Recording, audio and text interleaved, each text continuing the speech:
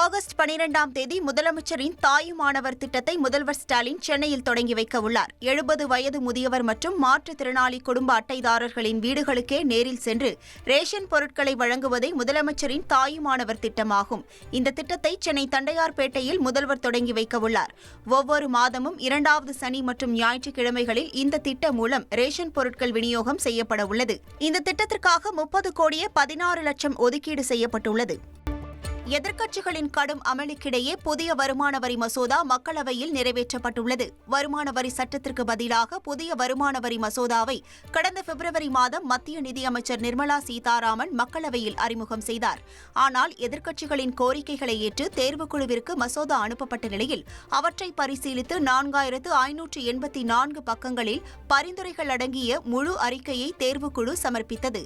இதனை பரிசீலித்து புதிய வருமான வரி மசோதாவை மக்களவையில் நிர்மலா சீதாராமன் தாக்கல் செய்தார்.